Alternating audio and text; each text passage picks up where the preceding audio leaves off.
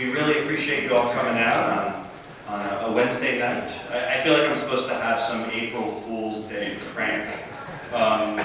You know, I suppose it would be that we could be like, you thought this was a coal presentation, and then we'd show Fantasia or something, but alas, we're going to have an informative night about coal power and about a regulatory opportunity that HEAL's working on now along with other folks. So let me just say, I'll just tell you real quickly what you're here for, in addition to specifically talking about coal power and coal pollution. We at HEAL call these community events. And we've been doing them more or less quarterly for a number of years. At one point, HEAL used the kind of the cool word salon. We had HEAL Salon. Some of our supporters may recall those. And we've done them in a variety of venues, including in our office and our conference room and some other cafes as well. And then at some point, I realized that the good folks at the public library were generous enough to make this room available very, very cheaply. And so it's such a wonderful room, it's so easy to get to, it's perfect for transit. And so we decided that we'll at least do a couple a year in this space. So let's start out and give applause to the amazing Salt Lake City Public Library. What a great system.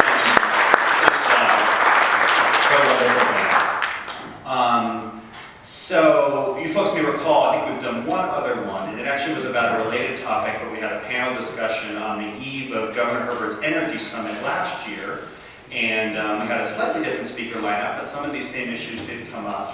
And we were blessed that time to have William Anderson, who's a member of the Moapa band of Paiutes, who came from southern Nevada and described what his nation has done to fight a coal power plant and bring solar power in. So I think at least some of you were here that night, and that was a really neat night last year.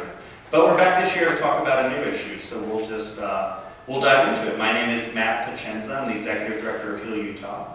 And what we've basically got planned for you is that each of the three of us, and I'll introduce these other folks in a moment, we're each going to give you a presentation of maybe 10 to 15 minutes each, and then we will open it up for questions. In order for the question and answer thing to go as orderly as possible, we'd like to ask you to write the questions on a piece of paper, and then we'll collect those a little later, and then we can sort of make sure we cover an interesting range of topics. And so Sophia and Ashley, two of our wonderful HEAL staffers, will now walk down the aisle, and if you raise your hand if you want an envelope. This is somewhat confusing, but we have excess envelopes, and so in the spirit of recycling and reusing, you can write the question on an envelope. I think we all get that. So raise your hand if you want an envelope and a pen, and Sophia and Ashley will walk around and give you an envelope and a pen, and then half an hour, 40 minutes from now, we'll go ahead and collect those. So that will be the way that we will go about doing that. All right, I'm going to introduce both of the following speakers, and then one will just follow another. So our first speaker is Lindsay Beebe. Lindsay Beebe is a new hire of the Sierra Club. She's been working for the past few months as their local representative of their Beyond Coal campaign. And we know Lindsay well because before the Sierra Club stole her in the middle of the night, she worked for HEAL Utah. And so we love Lindsay. Lindsay's a native of Connecticut, attended the University of Vermont, has a real passion for the environment and the outdoors, began as an intern at HEAL, did such a good job we asked her to stay on a second semester as an intern, and then one day we started paying her, and I don't know what the deal was, but suddenly she was on the payroll because she was so good. And Lindsay did amazing work for us for a couple of years, and the Sierra Club aren't foolish, and so they noticed her talents and offered her a job, and she's now working 50 yards away on similar issues, so still part of our big family and team fighting the good fight. Lindsay will speak first. Lindsay will primarily talk about coal power in general, Rocky Mountain Power's reliance on coal, and the cost of our reliance on coal power. And then our second speaker is Stan Holmes from UCARE. UCARE stands for Utah Citizens Advocating Renewable Energy.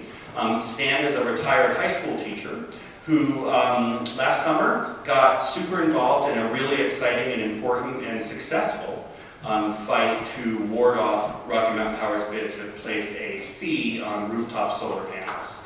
And that was a victory. We won something. So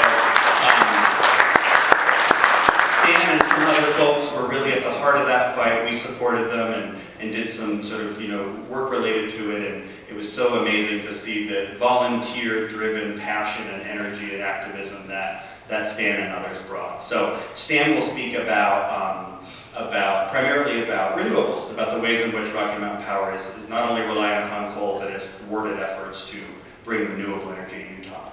And then I will speak third, and I will speak primarily about the very specific regulatory opportunity that we're working on now relating to these issues, something called the Regional Haze Rule.